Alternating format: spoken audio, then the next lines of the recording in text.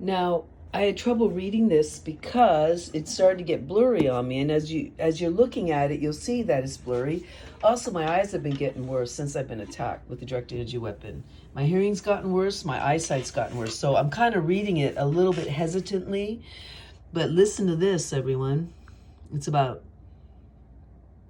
8:07 p.m. We got a big problem here with Shriever Space Force Base in Vandenberg.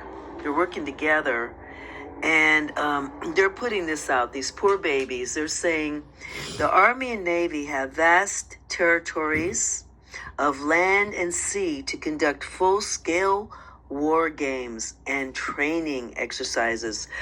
But what about the Space Force, poor babies?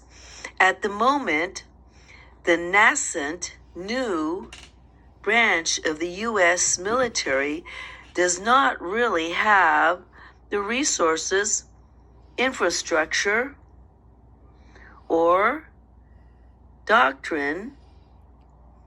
Wouldn't they just love to have all that?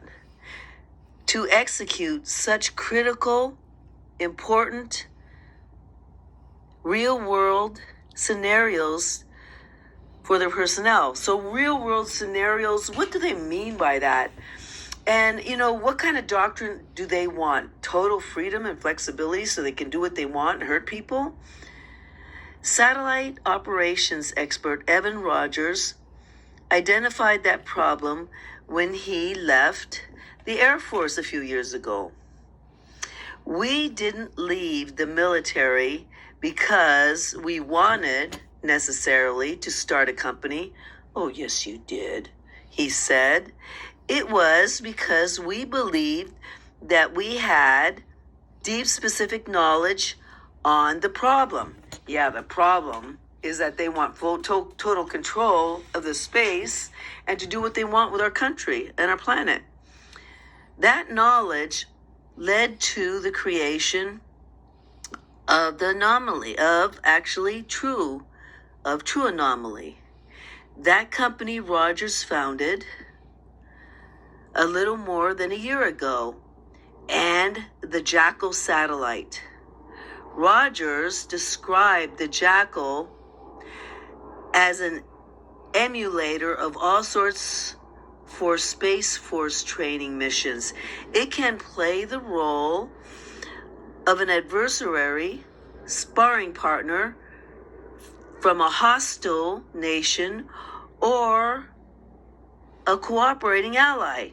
It is also equipped with sensors to track the movement of all the satellites and earthbound assets involved in the exercise. What do you think earthbound assets mean, everybody? They mean buildings. They mean that they have weapons to destroy buildings. It means that whatever's moving, we're assets, vehicles, jeeps, our military, our government. Space Force leaders really no, they don't, a flexible environment where they can get capabilities in there very quickly and understand what their performance is, and then iterate on systems rapidly, Rogers said. That means get in there quick, get all the information from the assets, hijack their brain, torture them, kill them, program them with artificial intelligence. Do you guys read in what's going on here? This is really scary. True Anomaly hosted a grand opening for 35,000 square foot facility in Continental late last week. The team is preparing to build a fleet of anonymous satellites to support future Space Force training exercise at an assembly rate of one Jackal satellite every 5 days. Do you see what's happening? They're taking over our airspace, these corporations, the military-industrial complex. They don't read in Congress or the president to what they're up to. We've already had whistleblowers come out from Shriever. You had Bill Deagle saying they have such massive, fast computers that our government and president or Congress weren't read into.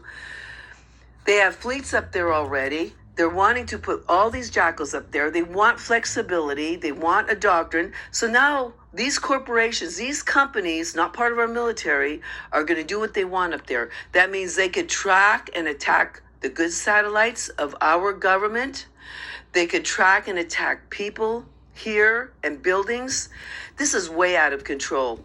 They shouldn't have this ability to do all this stuff, especially corporations outside of our military, because that's how you build a centralized fascist dictatorship. You allow psychopaths that run corporations like this to take over our airspace.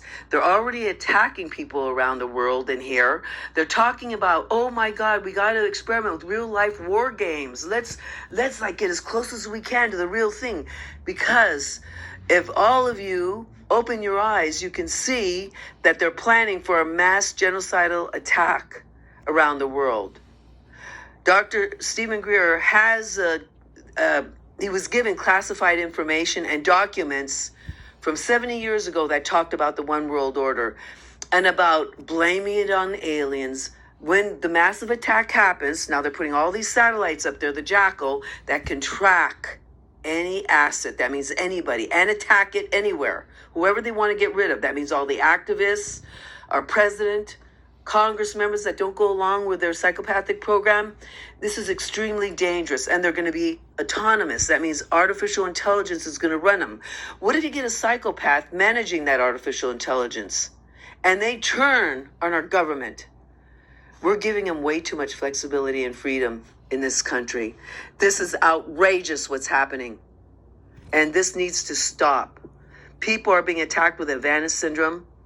There is a lawsuit targeted justice at the Fifth Circuit of New Orleans right now with people with absolute irrefutable evidence of brain damage from the Havana Syndrome. Dr. Len Baer was diagnosed by the same team that diagnosed the CIA agents.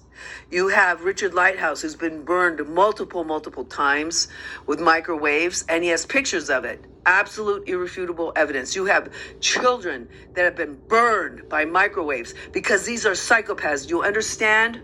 Our government is not ruling our airspace anymore. We have a puppet regime.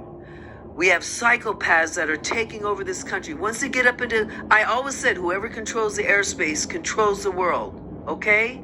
So while you're all worried about sitting back, drinking beer, watching your football games and all that stuff and not paying attention to what's happening, we're going to lose life as we know it on this planet.